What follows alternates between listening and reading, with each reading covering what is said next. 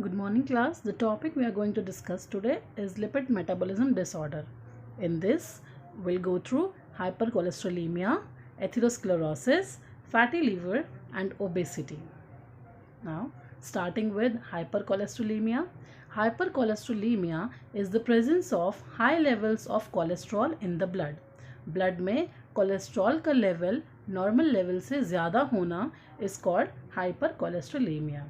जैसे कि यहाँ देख सकते हैं 200 milligram per decilitre. If the level is more than 200 milligram per decilitre, then we call this condition as hypercholesterolemia. Hyper means high, cholesterol in anemia word shows here blood. So hypercholesterolemia, high levels of cholesterol in blood. This condition is associated with by coronary heart disease and atherosclerosis. ये conditions for the coronary heart disease और atherosclerosis भी form करते हैं.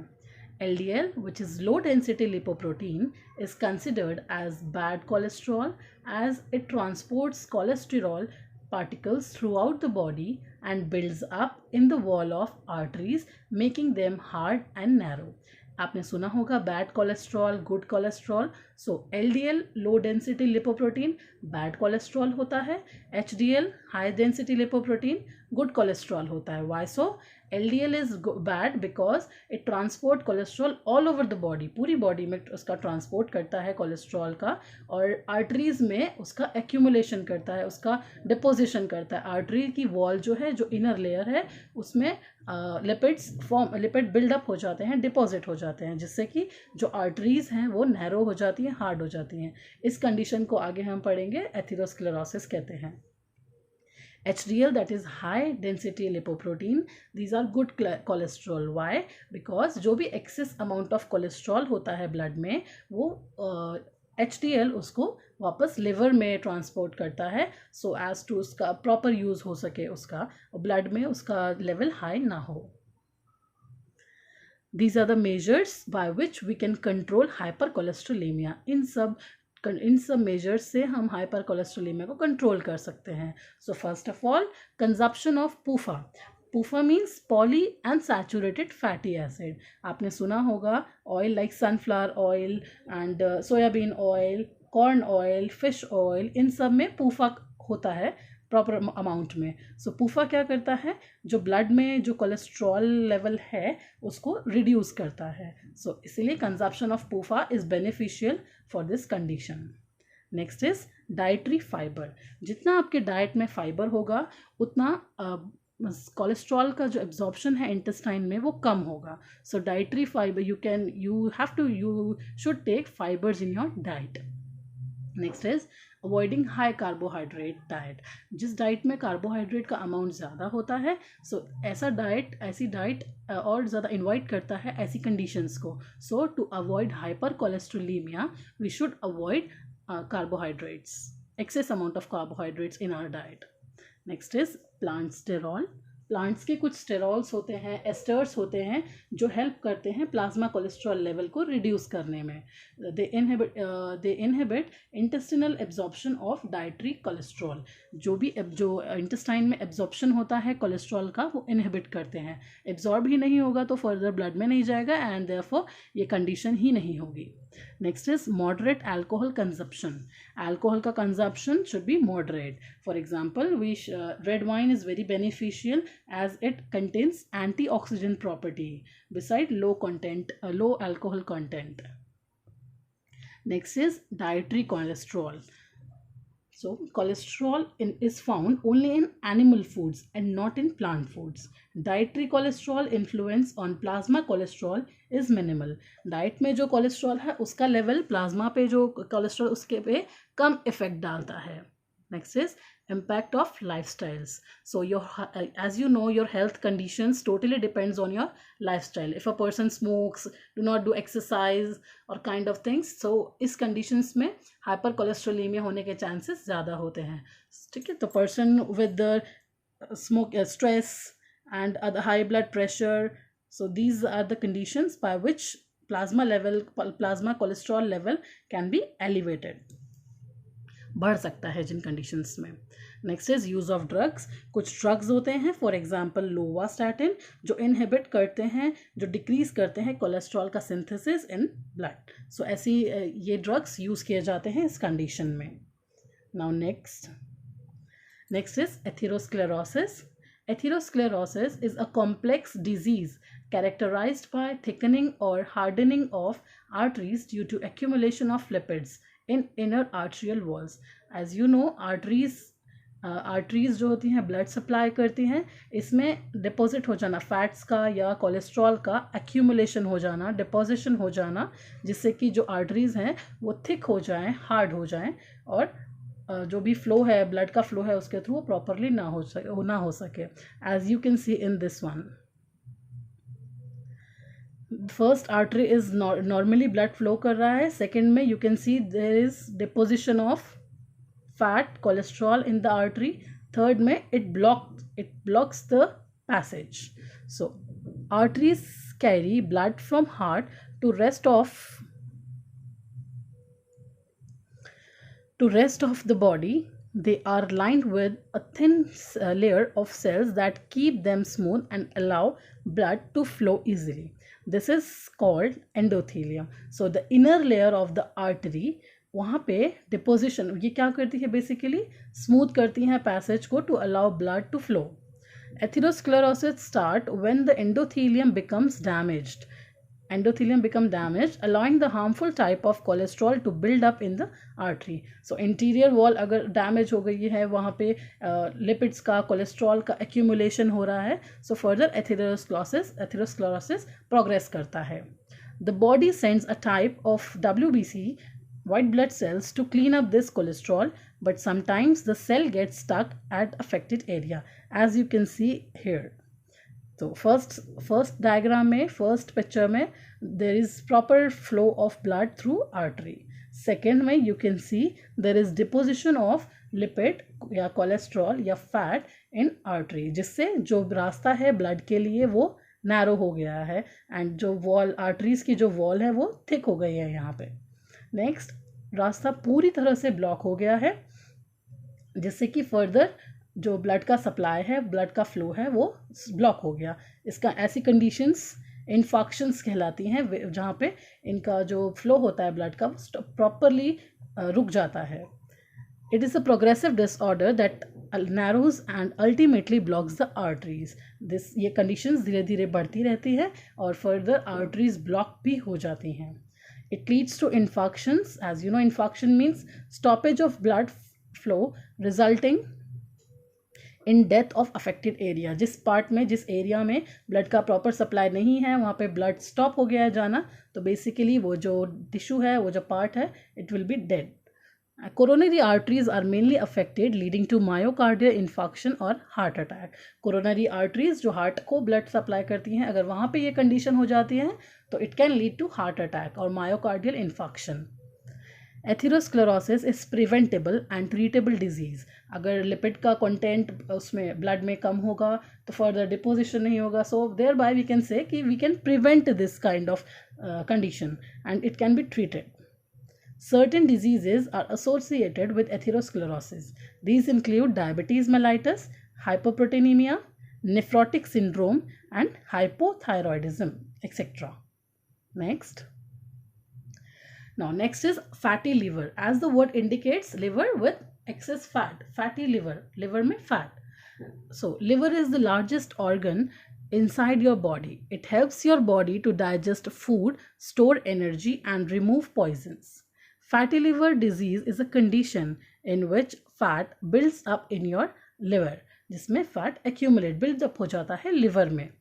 The normal concentration of lipids in liver is around 5%. In certain conditions, triglycerols यानी कि fat accumulate excessively in liver resulting in fatty liver. But कुछ conditions में fat accumulate होने लगता है liver में and result में हमें fatty liver वो condition हो जाती है.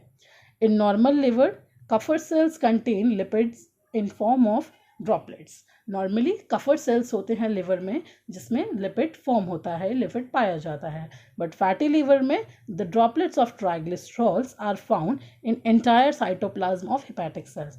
हर हेपेटिक सेल के साइटोप्लाज्म में हमें ट्राइग्लिसरॉल और फैट्स मिलता है। This causes impairment in metabolic function of liver, जिससे मेटाबॉलिक जो फंक्शन लिवर का फंक्शन है, मेटाबॉलिक फंक्शन, वो इम्पेयर्ड हो जाता है। Next, there are two types of fatty liver.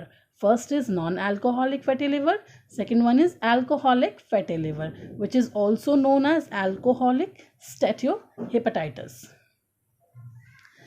Fatty liver may occur due to two main causes. Number one, increased synthesis of glycerol.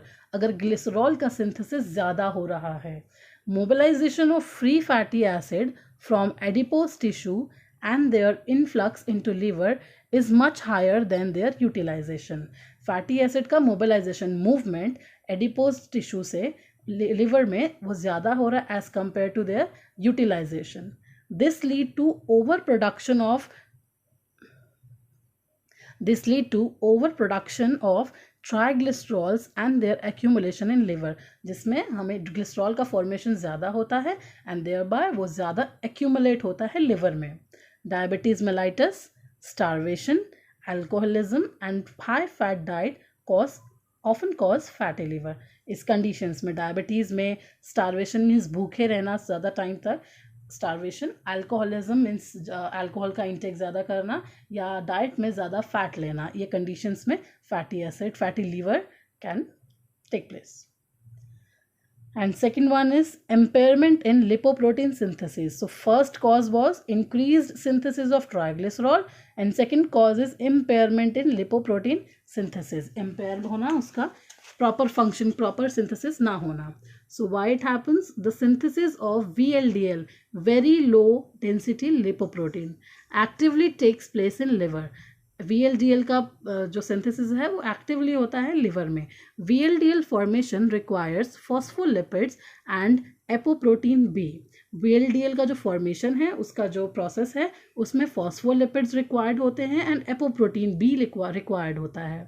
Fatty liver is caused by impaired lipoprotein synthesis, may be due to, ये क्यों होता है, may be a defect in phospholipid synthesis. अब phospholipid क्या क्या conditions हैं जिसके लिए हमें VLDL फॉर्म हो रहा है? First we need phospholipid and apoprotein. So अगर फॉस्फोलिपिड में ही कोई डिफेक्ट है या उसका सिंथेसिस में ही डिफेक्ट है तो फर्दर VLDL भी फॉर्म नहीं होगा.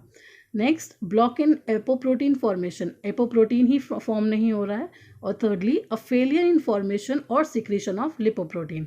जो लिपोप्रोटीन है उसका फॉर्मेशन में या सिक्रीशन में ही कोई फेलियर हुआ है. So by this this condition can occur. Certain hormones like ACTH, insulin, thyroid hormone, adrenocorticoid promote deposition of fat in liver. ये कुछ ऐसे हॉर्मोन्स हैं जिनके कारण जो लिवर में फैट या लिपिड एक्यूमुलेट होता है, डिपोजिट होता है ज़्यादा. Certain chemicals that inhibit protein synthesis also cause fatty liver. कुछ ऐसे केमिकल्स हैं, फैक्टर्स हैं जो प्रोटीन सिंथेसिस को इनहिबिट करते हैं, उनसे भी फैट का एक्यूमुलेशन लिवर में ज़्यादा होता है. For example chloroform, carbon tetrachloride, lead, phosphorus, etc. It usually causes no symptoms. When symptoms occur, they include fatigue, weight loss and abdomen. वैसे तो इसका कोई ऐसा डिजायरेबल वैसा सिम्टोमेटिक एक्शन नहीं है, बट अगर सिम्टम्स शो भी होते हैं सो ज़्यादा से ज़्यादा fatigue, weight loss and abdominal pain. Last is obesity. As you all know, what is obesity? Obesity is a chronic condition defined by an excess amount of body fat or abnormal increase in body weight due to excessive fat deposition. ये एक ऐसी condition है जिसमें excess amount of fat body में present होता है जिससे weight increase हो जाता है. Clinical obesity may be presented by body mass index. What is body mass index? Body mass index is equal to BMI is equal to person's weight in kilogram divided by their height in meter square. If we calculate this, then we get the BMI of our body. Obesity is characterized into three categories: grade 1, grade 2, and grade 3. Grade 1 is when BMI is between 25 to 30. Grade 2, which is clinical obesity, when BMI is more than 30. Grade 3 is morbid obesity when BMI is more than 40. There are two types of adipose tissues. As you know, they store fat. One is white adipose tissue, second is brown adipose tissue.